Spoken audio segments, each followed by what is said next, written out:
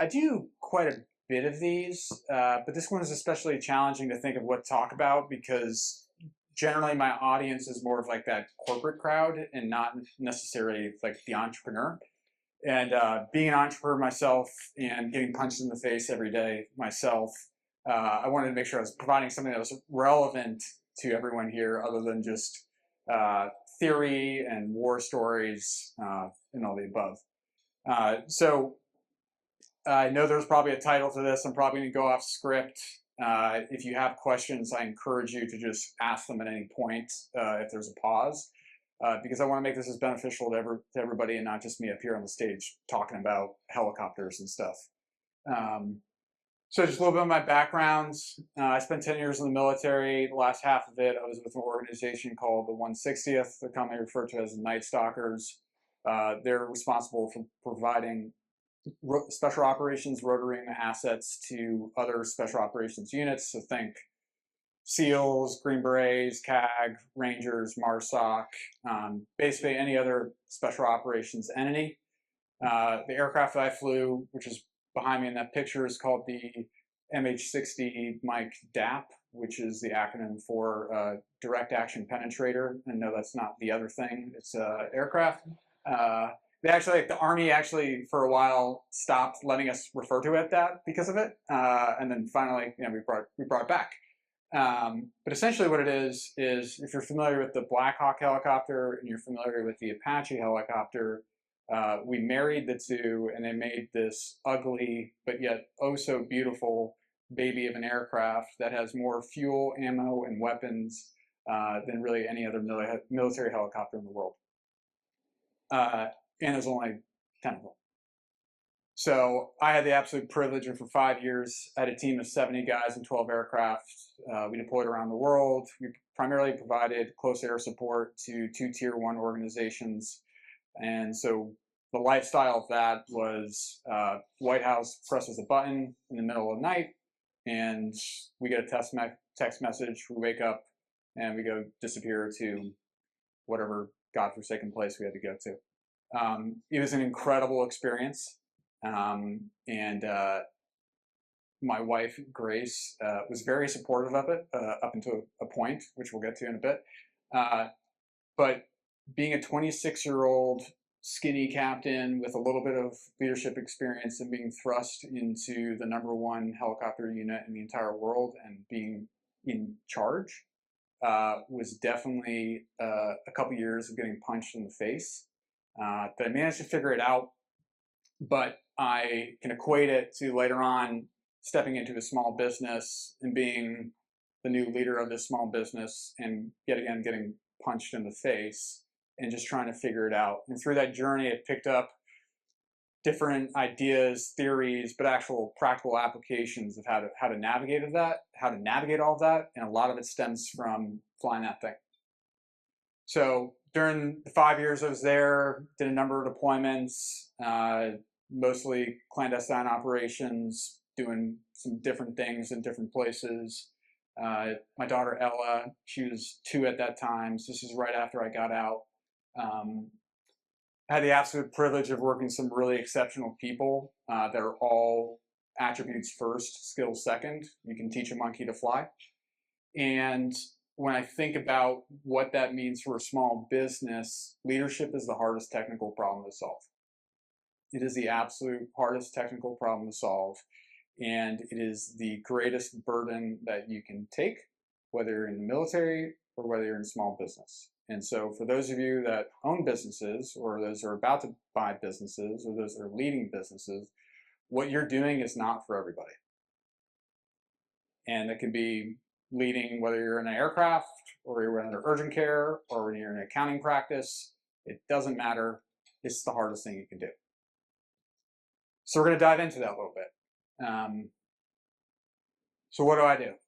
I found myself in this really cool opportunity where I largely do 3 things. 50% of what I do is I work one-on-one with small business owners, helping them navigate through the different leadership challenges and how to build a high-performing team.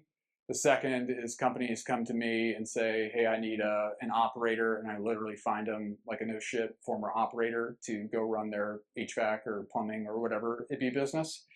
And then the third thing, I tie it all together and I bring people together. So I'll do events where I bring in 10 to 15 people, operators, entrepreneurs, owners, investors, all the different flavors. And we'll go into the mountains and do cool stuff. I show this up here because sometimes people reach out to me and they say, I've got a pool business and I need a GM. And I need somebody who's not risk averse, and I need someone who's open to challenge, and someone who can figure it out, and someone who I can just, give them a playbook and they can operate. And so what I really want to do is just send them this picture, because these are the type of dudes that I put in businesses. And if special operations does one thing really well that is comparable to what makes a really talented entrepreneur, it's having the attributes to succeed. No skill in the world will get you past tenacity, urgency, integrity, attitude, and aptitude. And so you as an entrepreneur, if you have that, you will be successful. And then lastly, I wanted to congratulate everybody here on just being a lunatic. No sane person wakes up every morning and says, I'm going to risk everything I have for this upside, which I may perceive as money, but it actually isn't money. Because you'll get to that point and you'll buy that company and you'll get there and you'll say, I've made it, and you'll pause for a second, and then you'll go buy the other one, and you'll buy the other one, and the money's going to come. It's going to come, but that's not the score here. The score is having that internal drive and ambition that you're just constantly feeding over and over and over and over again. Because you can have all the money in the world, but that won't satisfy the drive for a challenge. So if you know what this photo's from, it's from May of 2011. This is from the Bin Laden raid, and I was a junior in college, was in ROTC. I saw the thing happen. I heard about the guys that flew it, and I said, that's what I'm gonna do. I probably was a little drunk at the time because we were slamming shots of Jack Daniels, watching the news go down, but I said, that's what I'm gonna go do. I'll do whatever it takes to get there. And then 8 years later, I was. And so this aircraft is a rather aggressive aircraft and takes a type of lunatic to fly it, because you end up flying very close to the target with minimal break distance. All of those weapons, while they may look like they're on the outside of the aircraft, all the concussions and the chemicals come into the aircraft, so you end up essentially puking on yourself for the entirety of the flight. And when I think about going and making the decision to go and do that, I can't help but think about what I'm doing now and why risk everything I have for a little bit of upside or a good amount of upside when money isn't really the score. And for the same reasons that I went and did that are the same reasons for why now I and every single one of you and the people I work with take on that challenge, is because they have the clarity and the conviction that they can do something more or better than what they currently are. And so with that, how many people here are in a leadership position? Any sort of leadership position? Okay, how many people want to be in a leadership position? Okay, how many people here understand that leading people is really hard, right?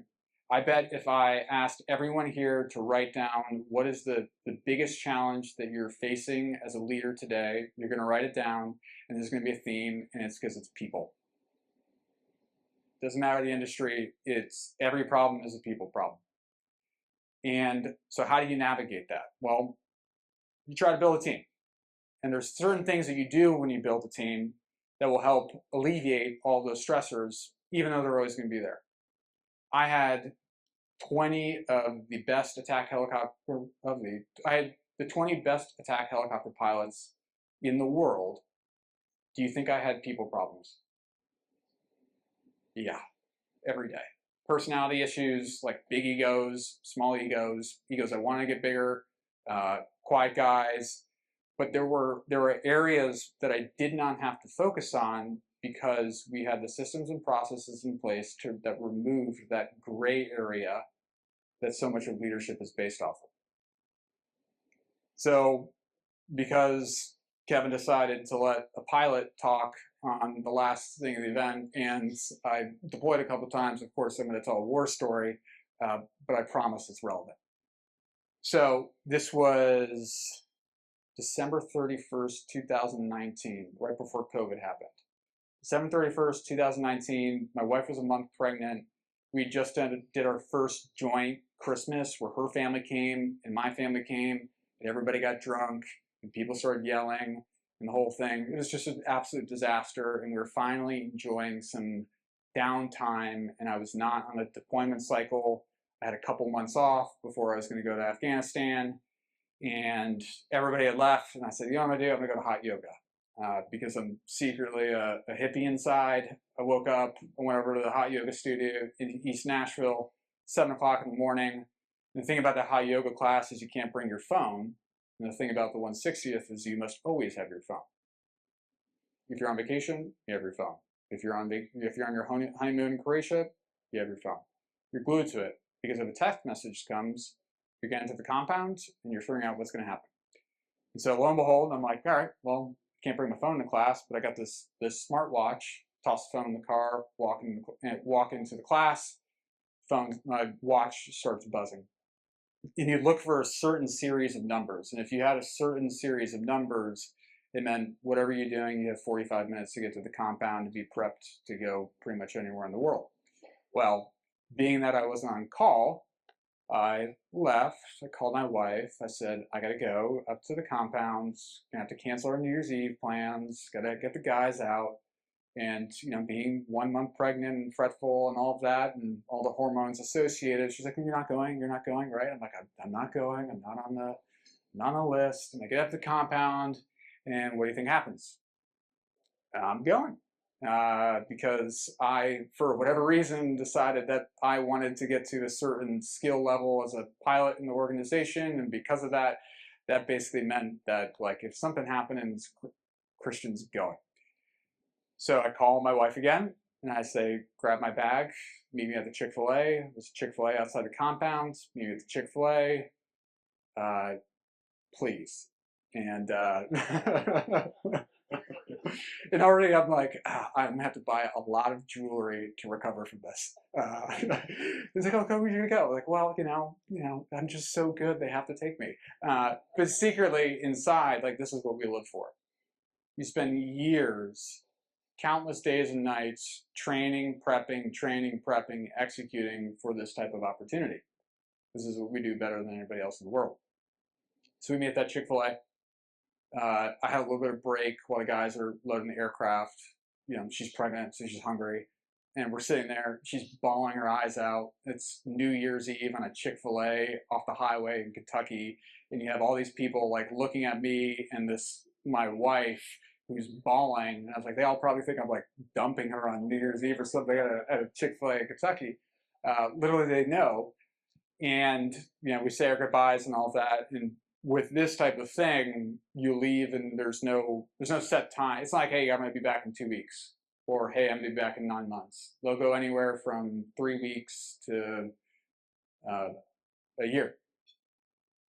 And so we say our goodbyes. I realized that I hadn't taken the Christmas tree out, so I'm like triaging through my head how am I going to get the Christmas tree out of the house. But nevertheless, here we go. And what was happening on the other end of the world was Iranian-backed militia was starting to form outside the embassy in Iraq, in Baghdad. And if you look back to Benghazi, which was not too long ago beyond that, what happened? A bunch of militia went outside an embassy in a country, and my guys were sitting on a bird in Italy waiting to go, but whatever decisions that were made in the White House kept them there. So the current administration did not want to have a repeat of that. And so they were essentially saying, we're going to go flex a force over there to get ready to do, whether it's a high value target or embassy evacuation, whatever it is, we're going to reposition this force over there to get prepped for whatever. And so that's what we're doing. And so when this happens, we turn that aircraft basically into a Tetris game, and you break it all down, you get enough ammo, fuel, supplies for 90 days, and you play Tetris, and you put it in the back of an airplane, and you have a set amount of time. There's no dilly-dallying. There's no like, hey guys, so here's what we're going to do today. It's very much you show up, and from the moment the text message comes, you have a clock. And the clock is a certain amount of hours. And every 30 minutes of that certain amount of hours is accounted for of where you must be in the process. So at X amount of minutes, these have to be broken down. At X amount of minutes, they have to be on the ramp. At X amount of minutes, we're bringing everybody in to do a talk. It's a detailed process by which everybody has either for memory or in their pocket, like literally on a piece of paper in their pocket, so that you get that text message, and whoever on the other side of the world is waiting for us, whether it's a bad dude or a hostage, they know, well, they may not know. They definitely don't know. I hope they don't know. We know that we're going to get them anywhere in the world plus or minus 30 seconds. And plus or minus 30 seconds means plus or minus 30 seconds. Because of that, systems, processes, training, we train so you show up and people aren't sitting around, people aren't asking questions, everything is like clockwork, and before you know it, you got everything broken down, and you're shoving a bunch of Blackhawks into the back of the C-17. So that's a picture. These are actually the photo inside the C-17 is not actually from that day, but the other ones are, and it's sort of hilarious why I have these photos, because as an officer, you're required every week to send you're required to send a PowerPoint of what you guys did that week, and you have to have like you kind of get hit on if you don't have pictures. So meanwhile, like we're getting ready to go blow out to do a hostage embassy, and I'm like, I got to take pictures because I got to send it up to some general so he sees what we're doing during the week. So like, you can never escape the BS. So we've got that going. The guys are going. We're on time, and like clockwork, at hour X, C-17s just seem to appear out of the sky and land so we can load the things up. So while we're doing this, there's a tier 1 unit over in North Carolina that's doing the same thing. And at the same time, there's a couple C-17s in Charleston, South Carolina. They're taking off to come meet us so that according to timeline, we can all meet at the same place, wherever it is in the world, with predictability and no wasted time. And so we do that. Miraculously, the Air Force shows up on time, which is a first. We're all very proud of them that day. Some of the things that you don't see here are, we have a packing list. Everybody has a packing list, so I know exactly how many boxers and shoes and whatever I need to bring to wherever we go. And part of that packing list is a Pelican case full of Jim Beam, so that's accounted for somewhere. And we go, and we disappear. It's middle of the night, load the C-17s, and disappear. Where we ended up going was Iraq. And within 15 minutes of us landing at the base we were in Iraq, President Trump had ordered the drone strike on Soleimani, which was the Iranian-backed general. And so that happens literally as we're pulling the chains on the aircraft and pulling them off the C-17. So now we know that like something spicy is about to happen. People are pissed. We're now here. They probably know we're now here. Something's about to happen. And so immediately, we've been on the C-17 traveling across the world, and now we're here in this place, and we're pulling aircraft out, and we have to get them set up. We folded all the blades. We got to put the blades back out. We took off all the guns. We got to put the guns back on. And like clockwork, we have a certain amount of time by which the ramp of the C-17 goes down, and that aircraft is supposed to be built up and ready to fly. And so ramp goes down, no dilly-dallying, everybody's ready to go. We get the birds up and running, and then we wait. And we waited for a couple days. There I'm at a very tactical level, but at a strategic level, they're trying to gauge what's going to happen with Iran, what's going to happen in the embassy. We're making a bunch of plans to do evacuations. We're also making plans to go do follow-on targets in case we do that. And lo and behold, like, what do we like to do the most? We like to go and work out. And so one night, we're in the gym. It's myself and my 3 air crews, so 5 other pilots, a bunch of crew chiefs, and some guys that work on the guns. And we're just working out. And one of my crew chiefs, who for whatever reason decided he wasn't going to work out that night, comes in yelling, "We got to go, we got to go, we got to go." And he's wearing a uniform. And that was my tell.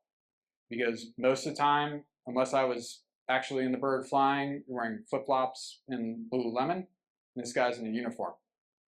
So immediately I'm like, okay, like, he's probably legit. Like, I'm going to stop my workout now. We go to our training or our planning area, and in there is the operators that we were with, a bunch of intel guys, commander, and the senior pilots, and we're all convening and trying to get a sense for what's going on. And we talk about chaos, like a lot of stuff going on, and then it's just like dead silence.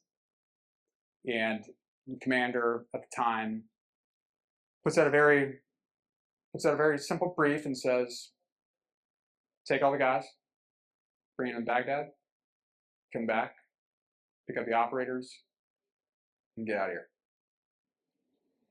We're going to take all of the non-essential personnel, so all like the staff, support staff, evacuate them out to Baghdad, which is about an hour and a half or so away, come back, take all the operators, the tier 1 dudes, and get out of here," because they had intelligence that Iran was going to slam our compound.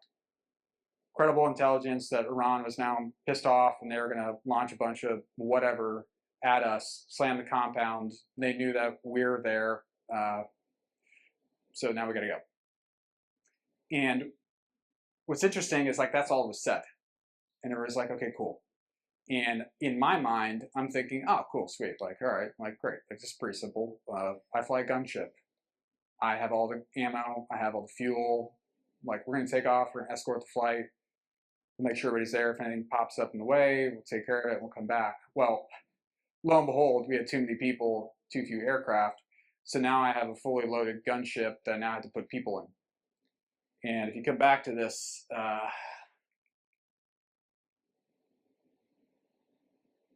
there's not a lot of room for people in there. You got the 2 pilots up front, 2 crew chiefs in the back. There's that black tank back there. That's auxiliary fuel. And then what's in between all of that is these massive magazines filled with ammunition.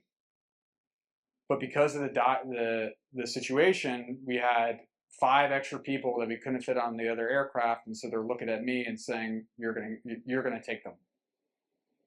And any pilots in here? Anybody's flying plane? Okay, great.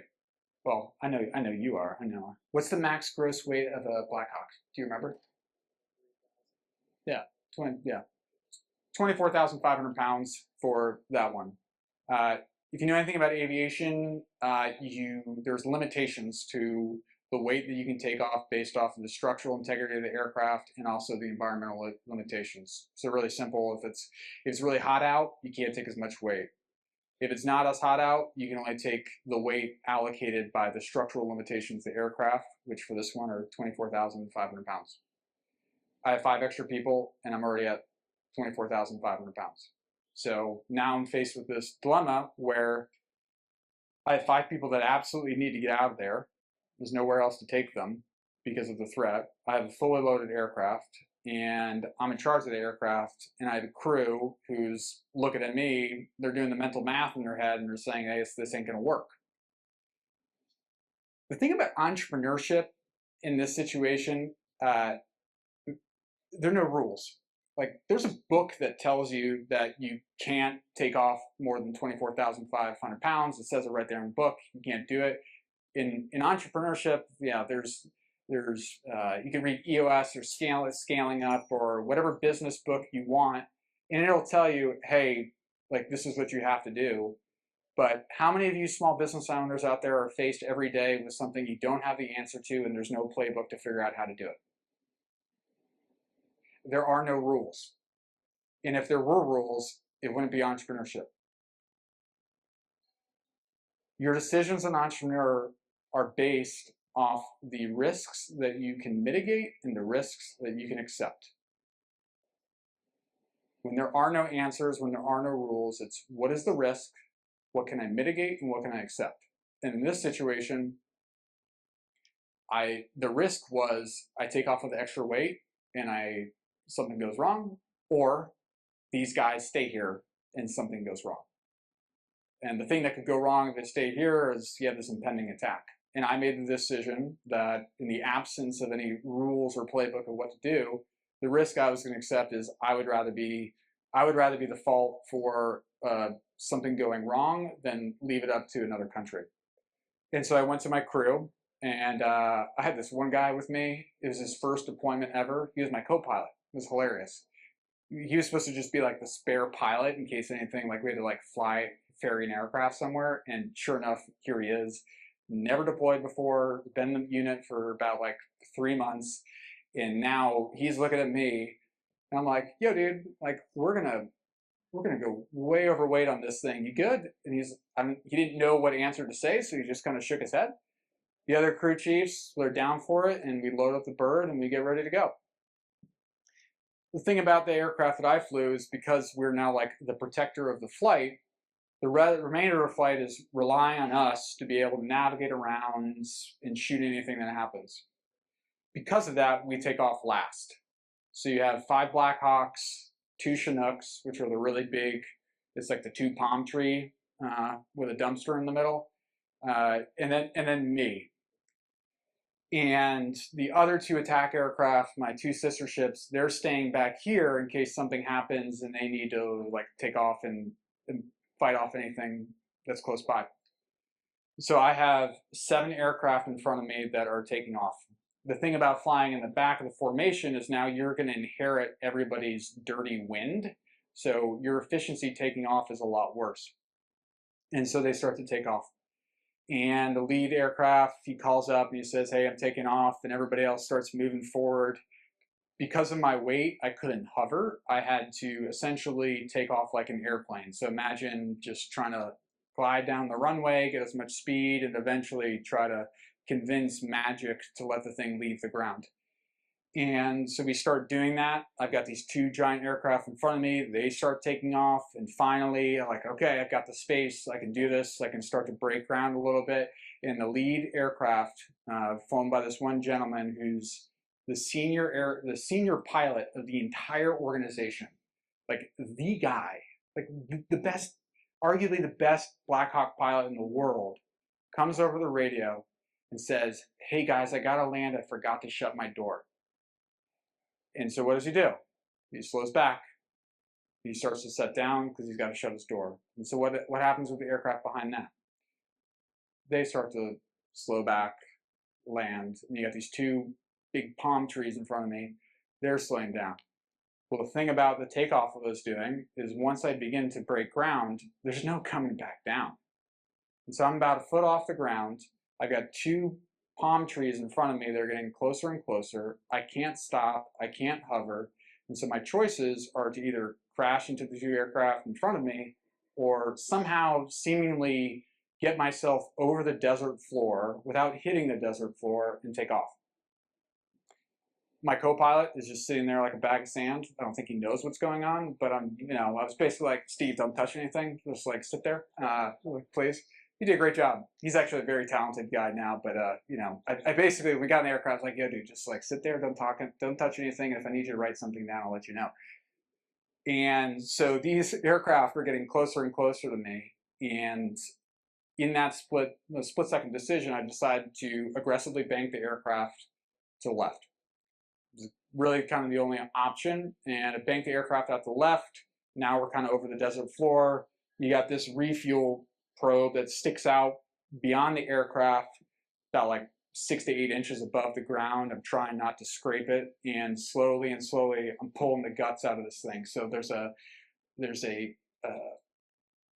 computer in the aircraft that will yell at you if you're pulling too much power and you're like overheating and overtorquing the engines. And she's just casually reminding me that I'm over torquing and pulling in too much power in the engines, and I'm like trying not to kill us all. And Steve's sitting there next to me, and the crew chiefs are dead silent in the back, which is never a good thing. And somehow we manage to get just enough forward airspeed where we start to inch ourselves out of that predicament. And that moment for me was just the ultimate. That was 10 years of trying to become a pretty solid pilot and getting it all converged into one moment of having to make a decision where I trusted my gut. A lot of this is not that much different. There are no rules to anything that you're doing. You may have like industry best practices, and for us it was don't put too much weight in the aircraft. But at the end of the day, you have to make decisions on your own. You have to make decisions in the absence of rules, and you have to mitigate the risks and commit to something. And so we did it. We took all the guys to Baghdad, or all the staff to Baghdad. We came back, made it back. We loaded up the operators, and then we went out into the desert, found a piece of ground, and just sat. And we sat, and we sat, and we sat, and we sat, and we sat, to the point where we're getting beyond our normal duty day. In those certain instances, we're given dextroamphetamine, which is basically an amphetamine to keep us awake. We start distributing it to the crews. We're not really sure what's happening. We're not giving a lot of intel. And eventually it was 1:30, it's like 1:32 in the morning, somebody calls up over the radio and says, "Hey guys, all clear, false information. Like there's no threat. There's no threat anymore." And we're like, okay, all right. Well, that was exciting. And we're just sitting there, everybody's a little bit like, now you're coming down off this adrenaline high because, you know, threat's gone, whatever, or we get to go back, you know, maybe we get to go finish the workout or something like that. And we're just waiting and waiting to hear, okay, what are the next steps? And it was a beautiful night. You could see all the stars in the sky, no clouds, and all of a sudden you see these shooting stars coming from the east. And shooting stars don't travel in trios, and those are interballistic missiles.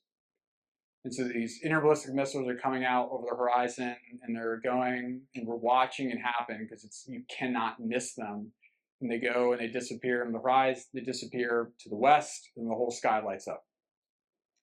And more come. And lo and behold, they lobbed a whole bunch of interballistic missiles at our compound.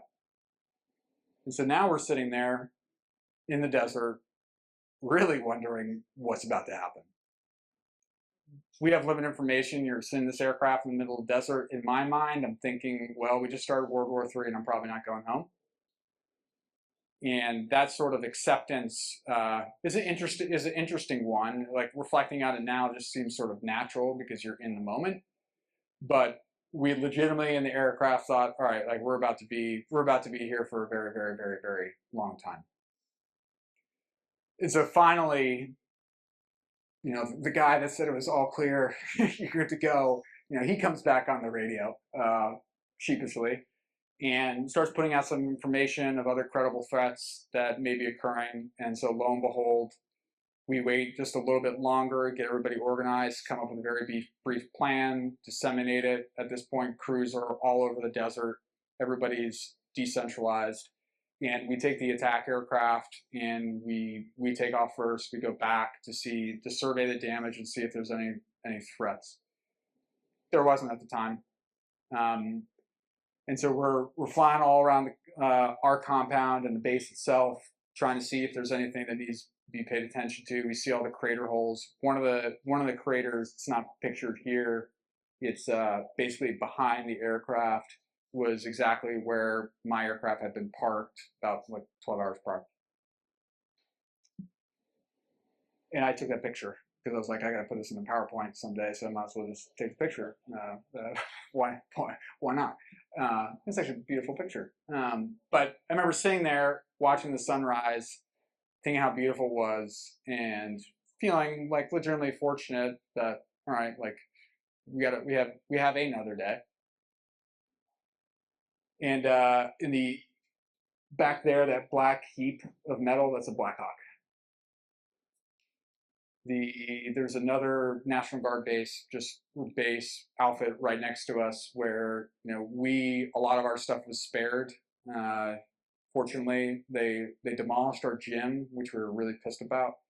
But the rest of our planning area was scathed. But that National Guard Black Hawk got completely decimated. It's a medevac aircraft. Fortunately, no one died during these attacks. There was other conventional units that were still there who were unable to leave because they didn't have the intel, and those poor dudes like literally just got woken up in the middle of the night to a bunch of missiles. And so we come back and we're looking at everything. There's actually, if you look in the upper right-hand corner, somebody was doing deadlifts and didn't rack their weights, which is really quite unfortunate. You have to be somewhat jovial about this. So come back and survey some of the damage. If you're in the market for an espresso machine, Philips has finally launched a US variety. This thing made coffee for 250 people, and then the ceiling fell in on it because of the blasts, and then it proceeded to make coffee for 250 people a day for another 3 weeks. And that thing's designed to make like 6 cups a day. So highly recommend it. You can see the handprint on top from where the guy had to pick it off the ground. And then naturally, you know, I joke about this a lot. Sometimes I'll actually start tearing up here because meanwhile, while all this is going on, my wife's at home. And what happens when a U.S. base gets attacked? Well, it makes the news. So she's at home. Her dad sees it first. Lets everybody in the family know, like, please do not reach out to Grace and ask her how Christian is, because we have an idea of what's happening. And we all have that one cousin, right? We all have that one cousin that just likes to talk. And what does she do? She calls Grace and says, I'm so sorry to hear about Christian. Yeah. So, yeah. I bought a lot of jewelry after that trip. A lot of it. We mistreated. But I wanted to give her some sort of proof of life, so I had Steve take that picture. She didn't like it. She didn't think it was funny as I did, but I did. So, anyways, but through all of that, there was no like huddle ups. There was no, hey guys, we got to do this thing today. It was the communication stemmed from the beginning of the story.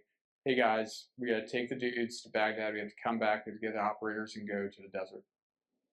That was it. There's no big plan. There's no big PowerPoint briefings.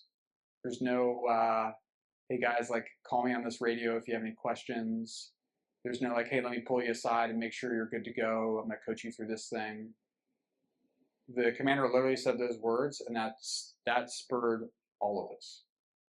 All the way to the point back where we got back, put the coffee machine, and then we moved the gym to the new hangar. And if you're in the market for gym equipment, I highly recommend Rogue, because the Rogue equipment was the only equipment that survived the attack. So I wrote them a very nice letter. I was hopeful that maybe I would get some sort of sponsorship or affiliate link, but I did not. And nevertheless, I bought a bunch of Rogue equipment. So what made us high performing? Chris Williams, you know I was going to pick on you at some point tonight. What do you think made us high performing? Okay, but what's that trust? What is that trust built on? Really good people. Okay, so if we're all a bunch of really good people, we all trust each other. There's something deeper in there. What do you think it is?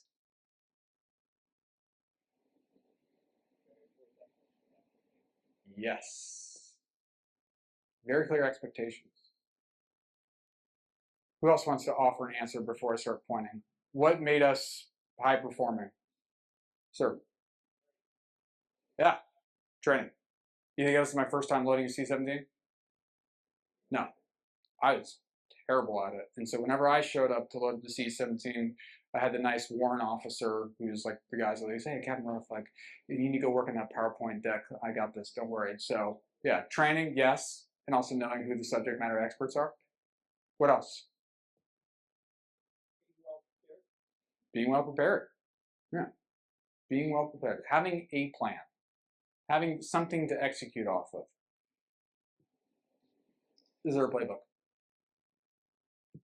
Focus, accountability, consistency, expectations. Focus. We had a very clear definition of what we needed to do. We had to get the people out of there.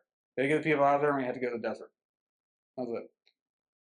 And if you come all the way back to getting that text message, you get the text message in the middle of the night, what are you doing?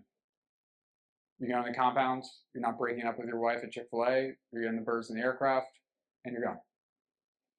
Accountability. There's a lot of accountability here. In order for me to make that decision of I'm going to compromise the integrity of this aircraft and my crew, I could not do that without understanding that my guys were going to fill their roles without me having to ask them to do it.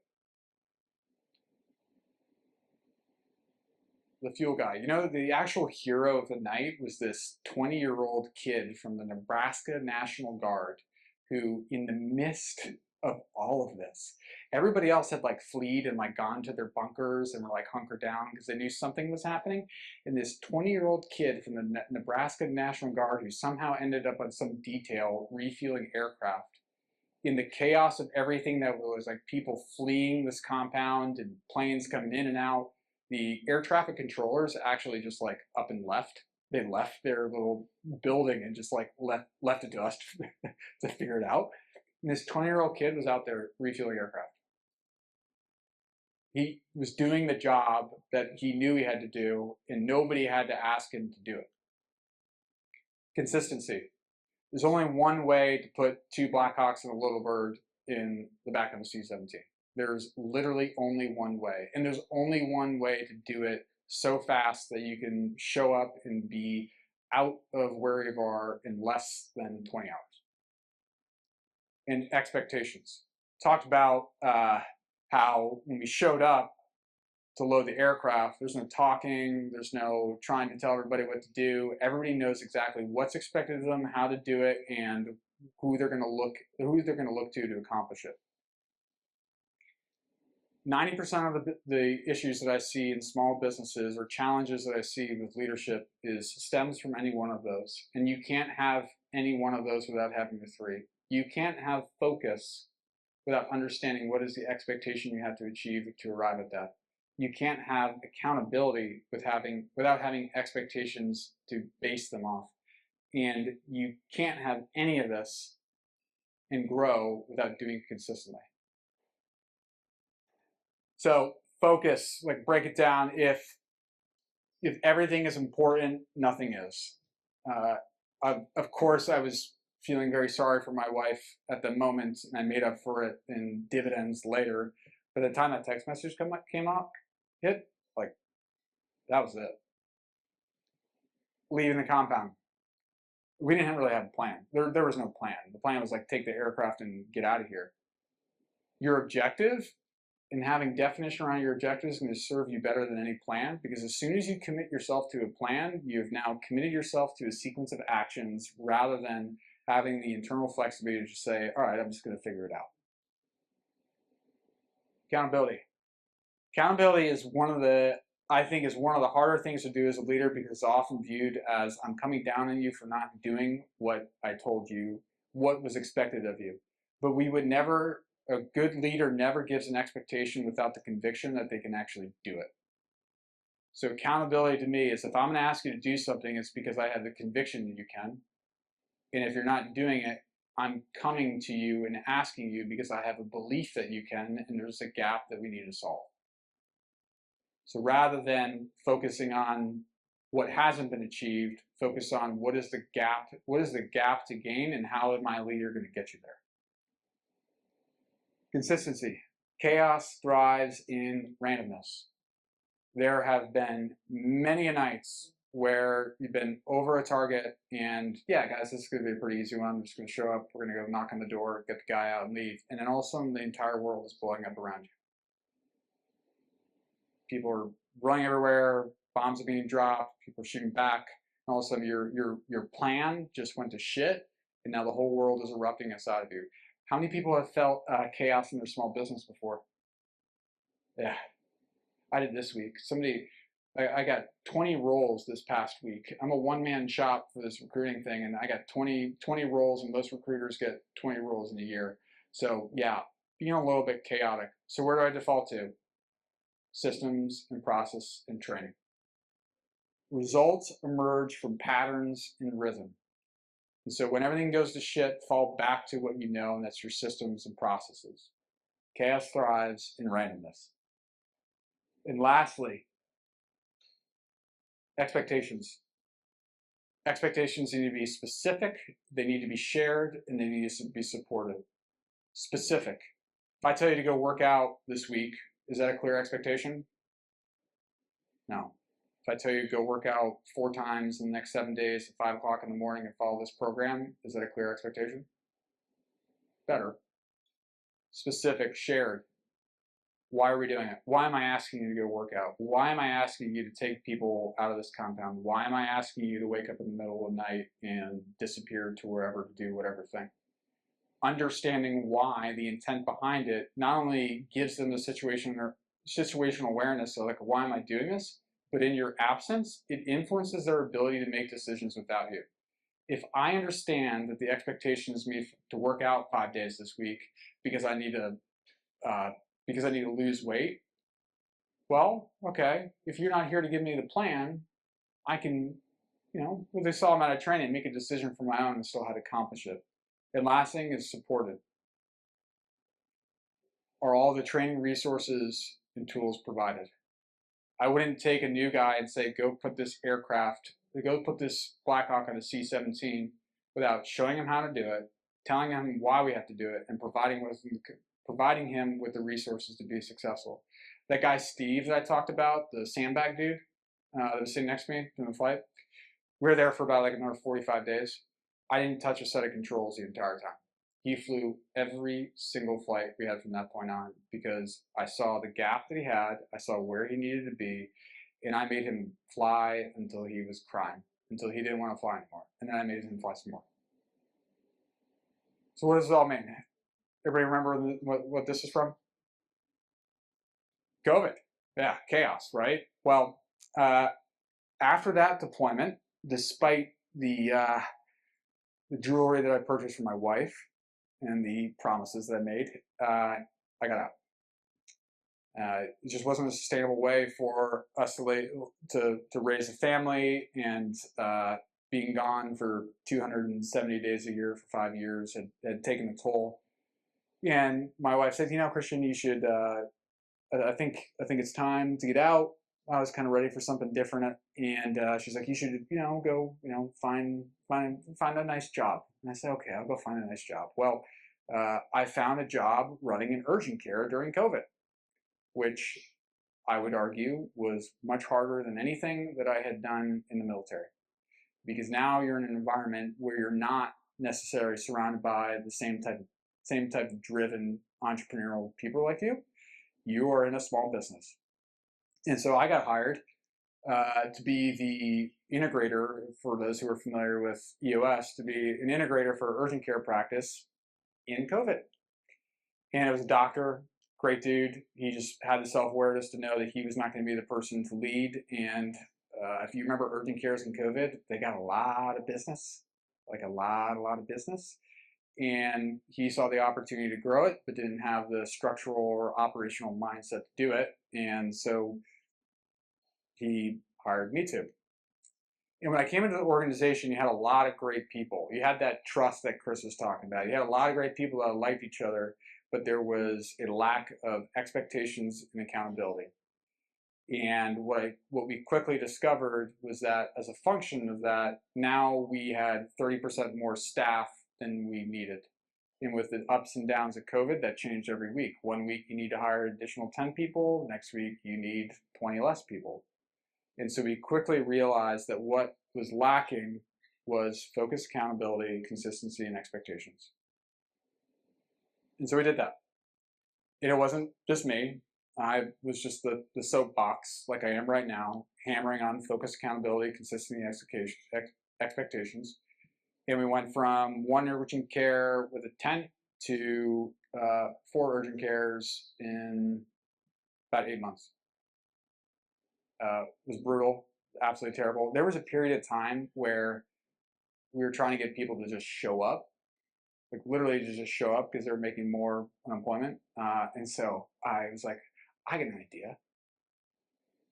Give me a bunch of $50 bills. And every day, for every person that shows up on time and does a full shift, I'm going to give them a $50 bill. And so for 4 weeks, all I did was drive through the 4 different locations, giving people $50 bills for showing up on time. It was an accounting disaster because you're giving them the cash, but you have to account for the taxes. It was like complete, but I delegated that to the accountant because I'm good at delegating, so on and so forth. But it was that was something else. Your talk on KPIs, man, like, dude, man, saved us because we would watch the amount of appointments getting booked. And you could see, all right, we got 100 appointments, we got 120 appointments, we got 140 appointments. We need to hire some people because we're not going to be able to service all this work. And then you go and hire all those people. And then what happened? You go to 130, 110, 190, and you're sitting there thinking, oh, wow, I have 30 more people than I can afford right now. We're going to burn ourselves out of cash. That KPI talk he did, like, please share the slides. I want it. It will save you. It will save you, but it will also tell you how you're going to prosper. And so what we did was we eventually got to a point where we had enough of a playbook where we could just go open an urgent care based off of a playbook. We had expectations for every role. Every single person had a number. Every single person had a KPI that they owned and were measured on. And we were able to get rid of the 30% of the staff that were not a cultural fit. And now we got to compete on culture. And so we saw 3 times the amount of patients with 3 less people across 4 different locations because we focused on how do we build a culture of focused accountability, consistency, expectations, and how are we ruthless about how we assess and retain our people. And this is it. And there's EOS, there's scaling up, there's all these different books and principles and ways that you can operationalize and put systems in your business. But I will tell you, having done both that in the urgent care setting and done it in the military, it all comes down to this. How am I driving as a leader? How am I creating focus? How are my priorities shared by the rest of the team? If their priorities don't mesh with mine, we're moving in different directions. How am I creating a culture of accountability? As a leader, holding someone accountable, that your direct report accountable, is really challenging. The golden goose of leadership is when you can get your people to hold each other accountable, not you. That's leverage. Consistency. If it happens more than 3 times, where is it written down? Is it done the same way? And then lastly, expectations. The question that I ask myself now, either with a whatever type of client I'm working with, or with this my own team, I'm asking myself, is my expectation specific, shared, and supportive? Because if it's not, I'm not setting them up for success, and I have no basis by which to hold them accountable. And the last thing, and I think this will resonate with the entrepreneurs here, is if you try to wait to get 80% of the information, you're never going to find it. If you try to get 100% of the information to make a good hire, you're never going to get it. If you try to wait for 80 to 100% of the information to offer a new service line, you're never going to get it. If you try to get 100% of the information on a deal or a business you want to buy so that you're 100% sure, you're never going to do it. So what I ask myself when I'm starting or looking and trying to make a decision, the question I ask myself is, what is the minimum required information I need to get started? Not to finish, because you'll never finish. What is the minimum required information I need to get started? And that comes down to intent. Why am I doing this? Clear end goal and expectation. What is it I'm trying to achieve? And lastly, like, how am I communicating through it? What's the feedback loop? The rest is left to the rest of it, which is just go ahead and figure it the fuck out.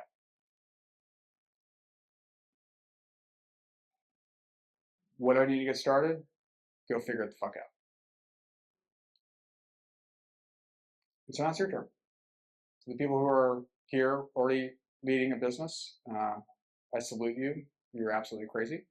For the people who are trying to go buy a business, you as well, crazy. But less than 1% of the population are crazy enough to do this and enjoy the upside that is always having a challenge and something to commit to. So thank you all for your time. I appreciate it.